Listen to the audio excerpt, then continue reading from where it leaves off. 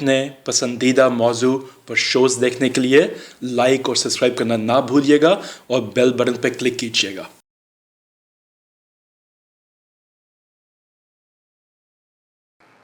हक़ाइक़ TV official में आज हमारे मेहमान जनाब नासिर शाजी साहब, माने हुए जर्नलिस्ट, टीवी एंकर, और इनसे हम ये जानना चाहेंगे जो आज अचानक तब्दीलियाँ की गई हैं, जिसमें फिरदौस आशिक ऐवान को ओहदे से हटाकर जनाब शिबली फराज को मिनिस्टर और Asim Saleem Bajwa retired lieutenant general को मुशीर इत्तलात मुकर्रर किया गया है। शाह साहब, जो मुझे नज़र आता है ये एक इतनी बड़ी तब्दीली है जो कि गवर्नमेंट की परफॉर्मेंस ज़ीरो नज़र आती थी, जो बार बार हम चीखते रहे 1.5 साल तक कि ये ठगों, चोरों, डाकुओं, लुटेरों का इनकी किसी बात का जवाब देने के लिए हमारे पास एक बंदा भी नहीं है। इवन एक छोटी सी मैंडकी सी ट्राना शुरू करती थी, उसके जवाब में भी कोई कहने वाला बंदा मौजूद नहीं था। अब शिबली फराज भी एक पढ़े लिखे घर से ताल्लुक़, एक पाकिस्तान के मशहूर शायर जनाब अहमद फराज के बेटे,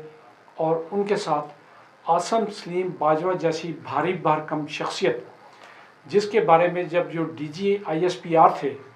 इंडिया तक को कहने पड़ा था अपने तमाम फ़ौज को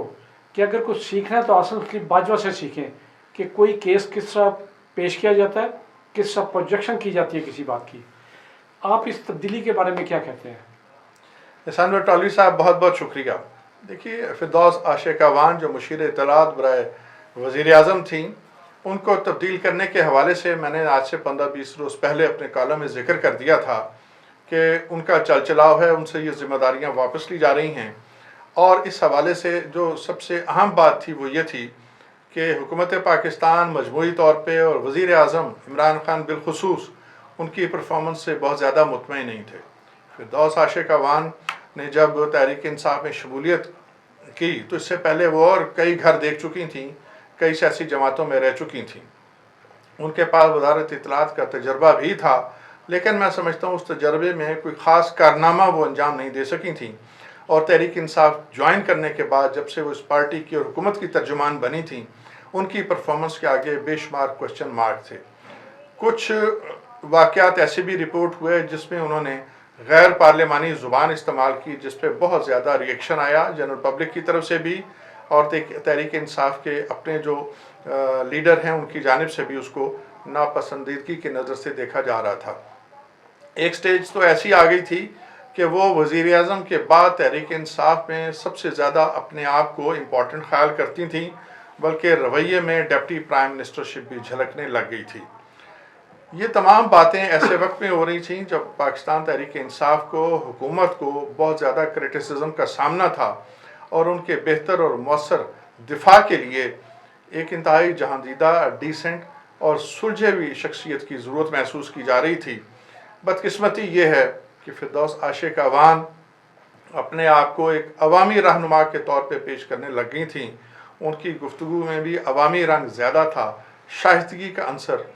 ग्रेजुअली कम हो रहा था, जो पार्टी के लिए और हुकूमत के लिए तकलीफ़ का बायस बन रहा था। मैं समझता हूँ इन सारी चीज़ों को देख के उनको रिप्लेस किया गया है और उनकी जगह पे lieutenant general retired Asim Bajwa को लाया गया है, जो इत्तलात का जो निज़ाम है, जो शोबा है, उसको चलाने में वो ख़ासा एक्सपीरियंस रखते हैं। वो ISPR के सरबराह रहे हैं और अपने ज़माने में उन्होंने ISPR को बहुत अच्छे अंदाज में चलाया। उनके जो फ़राइज़ मनसबी थे उसमें जो कुछ भी शामिल था, उस हवाले से जो कुछ बेहतरीन वो प्रोड्यूस कर सकते थे उन्होंने अपने ज़माने में किया। तबीयत के एतबार से, सोच के एतबार से वो धीमे मिजाज की शख्सियत हैं, उनकी शख्सियत में ठहराव है, उनकी गुफ्तगू में भी बहुत ठहराव है, लेकिन वो जो भी बात करते हैं वो जामे, मुकम्मल, भरपूर और मरबूत करते हैं। लिहाजा तवक्को की जा सकती है कि अब हुकूमत के पॉइंट ऑफ व्यू को बेहतर अंदाज में सामने पेश किया जाएगा और वो शख्सियात, वो TV चैनल, अखबारात, लिखारी हजरात जो मुख्तलिफ अंदाज में हमला आवर होते थे और उनके हमलों का जवाब देने के लिए कोई मुनासिब शख्सियत सामने होती नहीं थी। फिरदौस आशिक ऐवान साहबा आम याना से अंदाज में उन सब बातों का जवाब देती थी, لیکن اب میرا خیال ہے کہ بہتر انداز میں ان تمام حملوں کو کاؤنٹر کیا جا سکے گا۔ آنے والے ایام میں وزارت اطلاعات کا رول بڑا مختلف اور بہت اہم دیکھ رہا ہوں۔ خطے کی صورتحال جس حساب سے بدل رہی ہے، بھارت جس طرح کشمیر میں خلاف ورزیاں کر رہا ہے، وہ بلا مبالغہ کسی بھی وقت کوئی بڑا مس ایڈونچر کرنے کا پروگرام رکھتا ہے، ایسے میں وزارت اطلاعات کا رول بہت زیادہ اہم ہو جاتا ہے۔ یہاں پہ شبلی فراز صاحب کو جو وزیر ہیں ان کو اس کا چارج دیا گیا ہے، لیکن میں سمجھتا ہوں کہ شبلی فراز صاحب کے پاس آلریڈی جو ڈپارٹمنٹ ہے وہ اس کے علاوہ شاید اس وزارت کو زیادہ ٹائم نہ دے سکیں۔ اسی خیال کے پیش نظر جنرل باجوہ کو لایا گیا ہے، جو آئی ایس پی آر کے حوالے سے جیسے میں نے عرض کیا کہ بڑا وسیع تجربہ رکھتے ہیں۔ آپ نے ان کی کارکردگی آصف سلیم باجوہ کی تو D G I S P R کی حیثیت سے ساری دیکھ لی، اور ہر بندے نے انہیں اپریشیٹ کیا تھا۔ جس بات پہ ہمیں بھی اور آپ کو بھی ہمیشہ تشویش رہی کہ عمران خان کے پاس ایک بھی ایسا بندہ نہیں تھا جو اس حکومت پہ لگنے والے جھوٹے الزامات، جس آپ ابھی دیکھ لیں، یہ کس طرح ایک بگوڑے اشتہاری مجرم، جس کا داماد بھی اشتہاری، جس کے بیٹے بھی اشتہاری، جو خود بھی ملزم، جس کا بڑا بھائی مجرم، جس کی بھتیجی مجرم، وہ یہ پڑھ کے لگا رہا ہے کہ چینی اور آٹے میں جو ہیرا پھیری ہوئی ہے عمران خان اس کا ذمہ دار ہے۔ بھائی 35 سال سے تو تمہارا پورا خاندان ڈاکوؤں کا خاندان بن کے لوٹتا رہا، اور چاروں طرف سے گھیر کے ملک کو جس کا مشکل باندھ کے لوٹتے ہیں اس سے لوٹتا رہا۔ آج کس منہ سے تمہیں کہنے کی ضرورت ہو رہی ہے؟ تو ان کے پاس ایک بندہ بھی ایسا نہیں تھا جو چلے ہمارے انداز میں نہ صحیح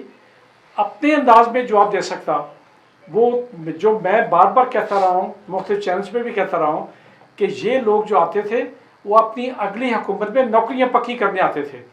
اور یہ دونوں بندے ایسے ہیں کم از کم نہ تو جنرل باجوہ صاحب کو اگلی نوکری کی ضرورت ہے اور نہ میرا خیال شبلی فراز صاحب کو ہوگی۔ آپ کا تاثر اس بارے میں کیا ہے؟ دیکھیے جی، شہباز شریف صاحب کا معاملہ یہ ہے کہ وہ طویل عرصہ اقتدار میں رہے ہیں، ان کا پورا خاندان اقتدار میں رہا ہے۔ لٹیرا بھی ہے نا صاحب، یہ بتائیں نا، پورا خاندان مجرم بھی ہے۔ جی جی، اس میں کوئی شک نہیں ہے۔ بات یہ جی کہ جو ان کا آخری دور گزرا ہے اس میں وہ اپنی الیکشن کمپین میں اور بعض ازاں اقتدار میں آنے کے بعد بڑی جذباتی تقریریں کیا کرتے تھے، جس کا لب لباب یہ ہوتا تھا کہ غریب آدمی کو، ضرورت مندوں کو، متوسط درجے سے تعلق رکھنے والے لوگوں کو اگر حقوق نہ دیے گئے تو ایک انقلاب آئے گا اور ایک بڑا خونی انقلاب آئے گا۔ یہ سب باتیں کرتے ہوئے غالباً یہ بھول جاتے تھے کہ یہ انقلاب بنیادی طور پہ ان کے خاندان اور اسے جڑے ہوئے جو کئی 100 ممبران پارلیمنٹ ہیں اور جو تاجر برادری ہے، یہ انقلاب ان کے خلاف آئے گا۔ وہ پتہ نہیں کیوں یہ سمجھتے تھے کہ وہ شاید اس انقلاب کی زد میں نہیں آئیں گے، یہ انقلاب اوروں کے لیے ہوگا اور اس میں ان کو کوئی شمار نہیں کیا جائے گا۔ یہی طرز عمل انہوں نے اب اپوزیشن میں آنے کے بعد، اور یہ جو حالیہ اسکیم ہمیں نظر آ رہا ہے جس پہ بہت زیادہ بات ہو رہی ہے، جس پہ اب انویسٹیگیشن کے لیے فرینزک آڈٹ کی بات ہو رہی ہے، دیکھیے سب سے زیادہ فائدہ تو ان کے اپنے خاندان نے اٹھایا۔ وہ پتہ نہیں کیوں اس قسم کی جو تمام بینیفٹ جو سمیٹے ہیں ان میں سے اپنے آپ کو مائنس کر لیتے ہیں۔ ایک تو ہمیں یہ داد دینی چاہیے کہ یہ سلیکشن بہت اچھی، اور اب جس طرح دھیما ٹھنڈا لہجہ ہے آصف سلیم باجوہ صاحب کا، لیکن دھیما اور ٹھنڈا ہونے کے ساتھ فرم بھی ہے، پوری مضبوطی کے ساتھ ہے، تو انشاءاللہ اس منسٹری کی بہتر کارکردگی آپ سب کو نظر آئے گی۔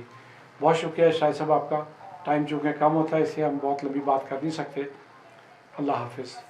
شکریہ۔ اپنے پسندیدہ موضوع پر شوز دیکھنے کے لیے لائک اور سبسکرائب کرنا نہ بھولیے گا اور بیل بٹن پہ کلک کیجیے گا۔